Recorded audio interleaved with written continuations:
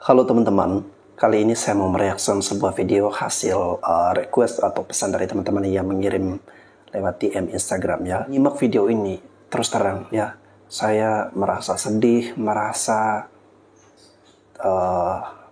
merasa bingung, susah untuk dijelaskan dengan kata-kata ya. Saya pernah lihat di kontennya Guru Gembul dan videonya itu sudah lama. Videonya kalau tidak salah itu berjudul Sejarah Nusantara yang Disembunyikan. Dan di situ dijelaskan dengan sangat baik oleh Guru Gembul tentang bagaimana dulu nenek moyang kita bangsa Indonesia punya budaya bahari yang begitu agung, begitu mulia, begitu dahsyat, begitu besar ya. Dan kali ini teman-teman, saya mau menghadirkan sebuah konten dan semoga ini bisa membuka wawasan kita semua ya.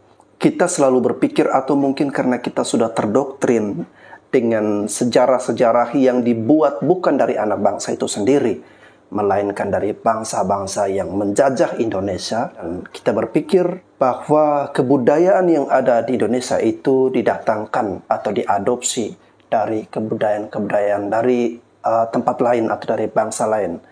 Kita menganggap bahwa pusatnya itu berada di daerah lain, di pulau yang lain, dari bangsa yang lain.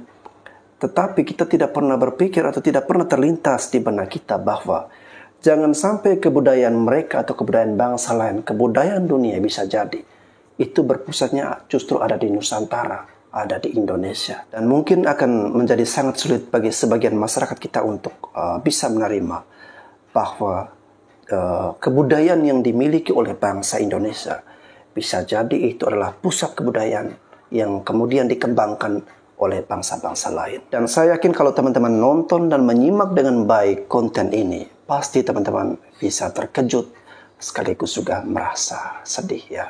Tetapi kita jadikan ini sebagai konten yang menambah ilmu pengetahuan dan menambah wawasan kita. Oke teman-teman, tanpa harus berlama-lama lagi, mari kita langsung saksikan berikut ini. Dalam satu dekade belakangan ini, isu tentang keberadaan dan kejayaan asal-usul bangsa Indonesia yang dulunya sering disebut sebagai Nusantara ini mulai terkuak. Bahwa Nusantara adalah pusat peradaban dunia yang dimulai dari Atlantis, Lemuria, dan Sundaland, mulai banyak diwacanakan. Apalagi disimpulkan pula bahwa, bangsa Arya yang sering disebutkan sebagai bangsa terbaik dunia itu, adalah berasal dari Nusantara. Sejarah tidak pernah bohong. Namun kepentingan penulisanlah yang menjadikan catatan sejarah menjadi bohong. Bahasa Jawa itu kaya akan kosakata, bahkan di Asia Tenggara terdapat kesamaan kosakata yang mirip bahasa lokal kita. Maka dari itu, bukan tidak mungkin bahasa Sanskerta itu adalah bahasa Nusantara itu sendiri.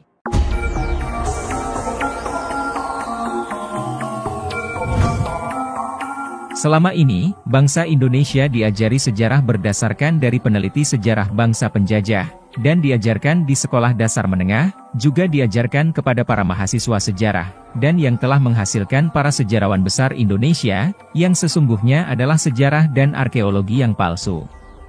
Karena, sejarah dan arkeologinya buatan kolonial Belanda, penjajah bangsa Indonesia. Jadi, hampir semua sejarah dan arkeologi yang beredar itu, adalah sejarah yang bohong besar, yang ditujukan agar Indonesia tak punya jati diri. Isu ini mengatakan, sejarah yang kita kenal sekarang ini, adalah hasil perbuatan konspirasi Belanda atau negara barat lainnya, untuk mengecilkan Indonesia.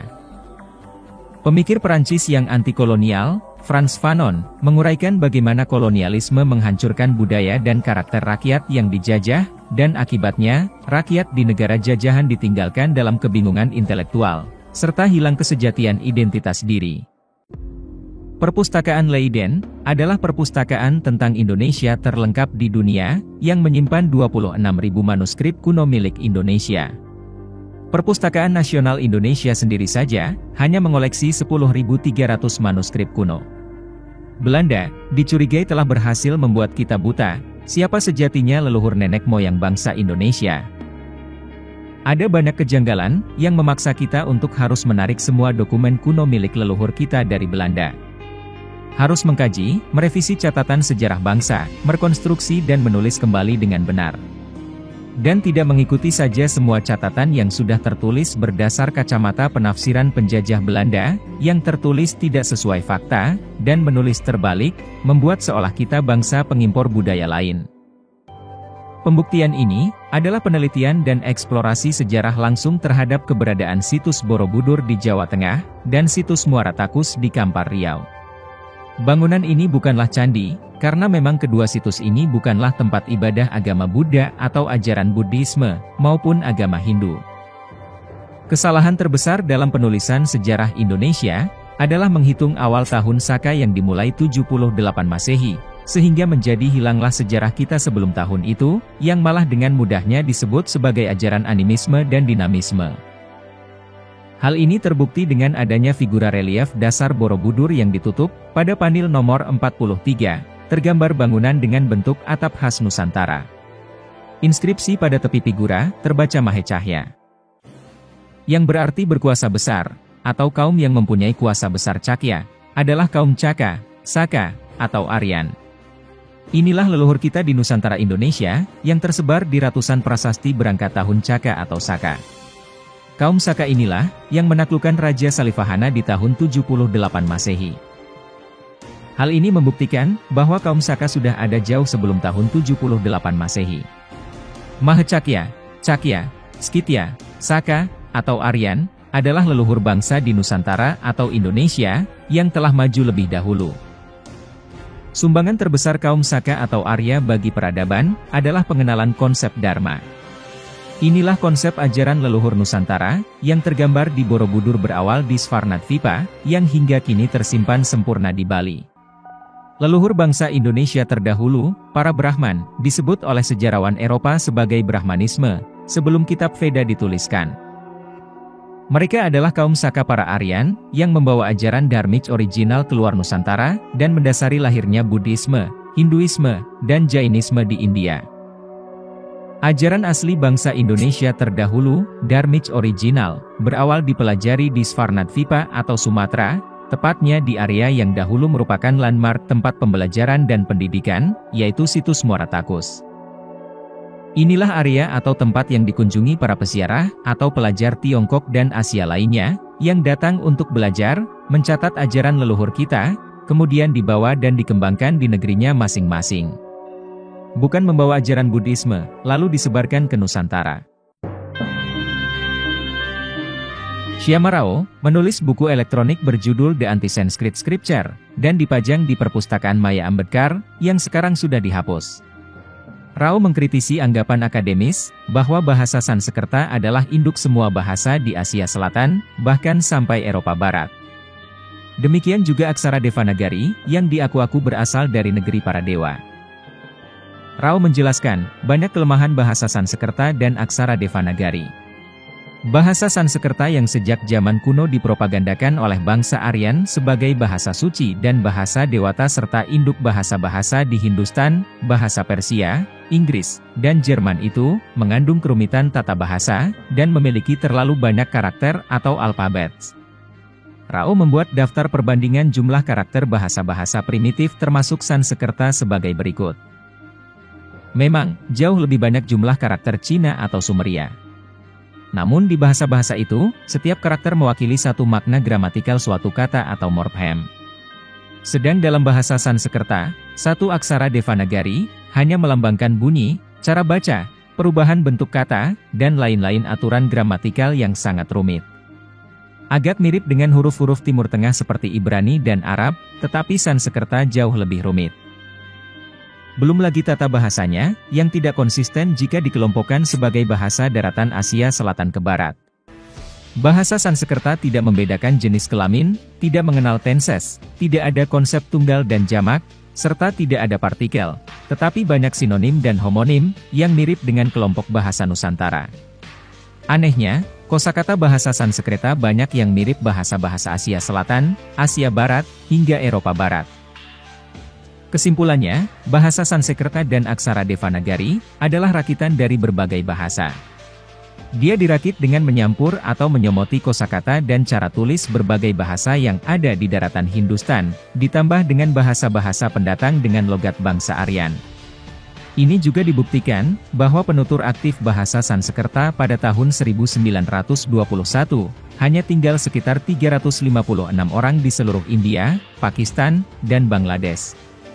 Dan pada sensus tahun 1951, hanya ada 555 orang penutur Sanskerta dari 362 juta penduduk India. Bahasa Jawa, Sunda, Bali, dan Indonesia justru mengandung sekitar 50% kosakata Sanskerta. Jangan-jangan, justru orang Aryan di India sana menyomot sebagian bahasanya dari bahasa Nusantara sebagai bagian bahasa rakitannya. Karena secara praktis, justru penutur Sanskerta itu jauh lebih banyak di Nusantara dibanding penutur di India. Apalagi orang Aryan di India sendiri justru memakai bahasa Hindi, bukan Sanskerta. Bukti paling telak adalah bahwa belum diketemukan satupun naskah kuno berbahasa Sanskerta dengan aksara Devanagari di India sebelum tahun 500 Masehi. Bahasa yang dianggap dan dipropagandakan sebagai bahasa dewata, terbukti sebagai bahasa rakitan minoritas penguasa Hindustan. Sayangnya, propaganda Sanskerta sebagai induk bahasa-bahasa, terlanjur mendarah daging bersamaan dengan banjir bandang imperialisme dan kolonialisme, sebagai sumber antropologi.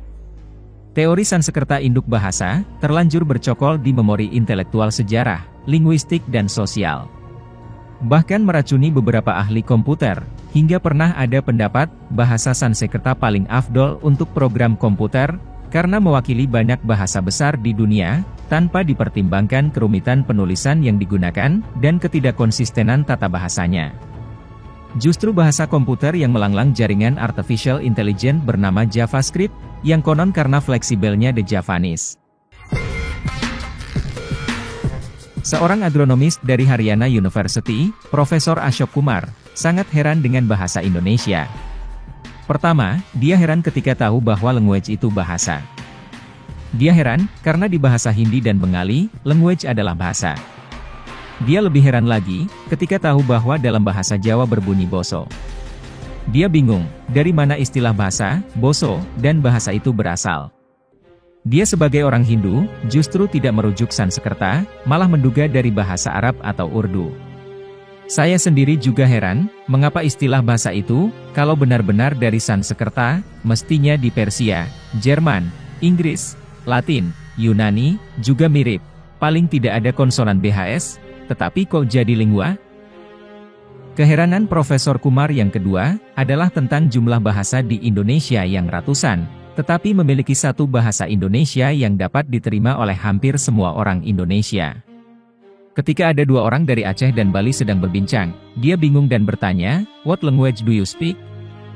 Saya juga heran sendiri, karena antara bahasa Jawa, Sunda, dan Bali, banyak mengandung kosakata Kawi, dan hampir 80% kosakata bahasa Melayu asli, juga punya akar kata Kawi. Kenyataan itu, sangat berbeda dengan negerinya India yang besar. Negerinya, punya keragaman ekologi dan ekosistem yang spektakuler. Mulai dari yang bersalju abadi Himalaya, sampai yang bergurun di Deccan dan Punjab. Dari yang daratan utuh, hingga Kepulauan Andaman. Maka, Profesor Kumar berhayal, seandainya India memiliki bahasa nasional yang bisa diterima oleh seluruh bangsa seperti bahasa Indonesia, betapa kuat negaranya. Tetapi dia justru heran kepada Indonesia yang tidak maju-maju. "What's wrong with the Indonesian?" katanya. Dari Sumpah Pemuda, bahasa Indonesia masih merupakan pengikat paling kuat persatuan dan kesatuan Indonesia. Bahasa, konon merupakan salah satu ekspresi kebudayaan bangsa penuturnya. Artikel di majalah ilmiah populer Hort Science, yang membahas tentang asal-usul tanaman tales-talesan yang ada di Oseania, Polinesia hingga Hawaii, lalu menyebar ke Jepang, Cina, dan Korea, yang diduga, dulu-dulunya dibawa oleh penjelajah lautan kuno dari Nusantara, sebagai bekal bahan makanan. NHK TV Jepang pada akhir tahun 2003 lalu, juga pernah sewaktu membahas kebudayaan bangsa Hawaii. Di siaran itu, ada tarian tradisional yang diucapkan oleh pembawa acara sebagai Kokonatsu no Odori, atau tarian pohon kelapa, yang tulisan bahasa Hawaiinya ada kata kalapa. Nusantara telah punya bahasa yang satu, berarti budayanya juga satu.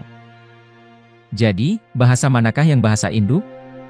Sanskerta atau bahasa-bahasa Nusantara yang diwakili oleh bahasa Indonesia?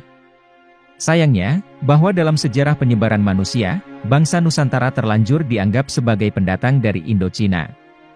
Meskipun kita tidak menemukan sama sekali kosakata Indonesia atau Jawa yang mirip dengan kosakata Khmer atau Burma, namun yang ada, justru dulu raja-raja Kamboja memakai nama akhir Warman, dan kebetulan pula salah seorang bangsawan dari daerah Pamalayu di Majapahit bernama Aditya Warman.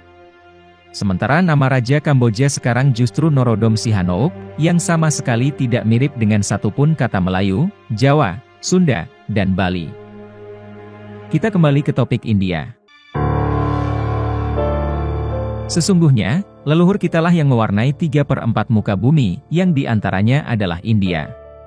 Leluhur kita membawa falsafah Dharma, kemudian mendasari tumbuhnya 3 agama besar di sana. Nama-nama seperti Sanjaya, Sariputra, Dharmapala, Swarnakesa, Maudgalyayana, dan Swarnadwiti Dharmakirti, adalah putra terbaik Nusantara, Indonesia maju terdahulu, yang mewarnai India.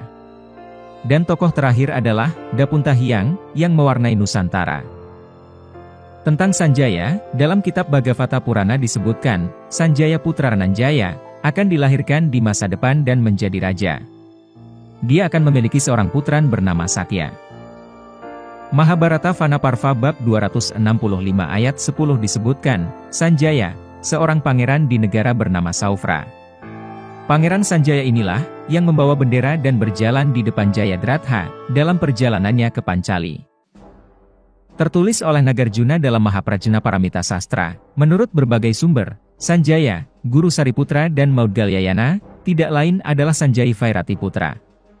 Sanjaya Belatiputra di Pali, adalah salah satu dari 6 guru yang terkenal sesat. Doktrin agnostik yang dia anut, menghubungkannya secara erat dengan Amara Fikhepika, para sofis licik, yang dalam perdebatan memukul-mukul seperti belut. Sariputra dan Maudgalyayana segera melampaui guru mereka. Dan Maudgalyayana mempercayakan beberapa muridnya kepada mereka. Mahaprajna Paramasas menyebutkan, dalam tradisi lama, Sanjaya disajikan dalam cahaya yang tidak menguntungkan, sebagai bidat dalam tradisi yang lebih baru. Di buku ini, Sanjaya muncul sebagai pelopor Buddha. Tradisi terkini, Sanjaya, guru Sariputra, dan Maudgalyayana, tidak memiliki kesamaan dengan bidat dengan nama yang sama. Dia bukan milik klan Vairati, tetapi milik keluarga kaya Kaundinya, jauh dari pengakuan pandangan agnostik. Ia mempersiapkan jalan untuk agama Buddha, dengan mengkhotbahkan kehidupan religius, ahimsa, brahmacharya dan nirvana. Dalam kitab yang sama menceritakan, guru mereka, bernama Chen Choye, saya melihat bahwa Raja Kinti Svarnadvipa baru saja meninggal. Jadi jelas, Chen Choye atau Sanjaya, adalah putra Nusantara, dan Sariputra, adalah murid Dharmapala. Nama tokoh Dharmapala ini, kemudian menjadi pimpinan di Universitas Nalanda India, cabang dari pusatnya, yaitu Universitas Dharmapala di Svarnadvipa. Universitas Dharmapala, berlokasi di Svarnadvipa, tepatnya di area matahari tanpa bayang, situs Muara Takus, sesuai catatan para pelajar Tiongkok, seperti Fahuan, Sung Yun, Hi Un Sang, Hui-ning, dan I Ching. Para peziarah Tiongkok yang mengunjungi Nusantara maju terdahulu, adalah untuk belajar, bukan sebagai misionaris. Mereka inilah yang mencatat, dan menjadi bukti, bahwa falsafah Dharma Nusantara, mendasari tumbuhnya 3 agama besar di India, yaitu Hinduisme, Buddhisme, dan Jainisme. Pada masa Dapuntahiang, falsafah Dharma kembali digaungkan di bumi Nusantara, membawa para resi menaiki kapal besar dari Dharmapala Svarnadvipa ke Jawa. Di sini sudah tersebar cabang tempat belajar Dharma, di antaranya terdapat di Vuana Sakapala, atau Borobudur. Terekam pada reliefnya, kapal besar bernama Pancalang, asal dari literasi kata Pancali, juga literasi kata Mahacakya, berarti bangsa Cakya yang agung. Falsafah Dharma pada era kerajaan Nusantara, diselamatkan Majapahit ke Bali. Kerajaan Pajajaran, melarang memungut pajak di sini. Bali, menyimpan sempurna Dharma. Dan Bali, bukan India. Dharmic Nusantara, the initial philosophy of monotheist, atau Sang Hyang Tunggal, atau Sang Hyang Widiwasa, atau Achintya, all in one God. Achintya atau Atintya, berarti dia yang tidak bisa dibayangkan, yang tak terpikirkan, yang tak terbayangkan. Dan Achintya, bukan Krishna versi India.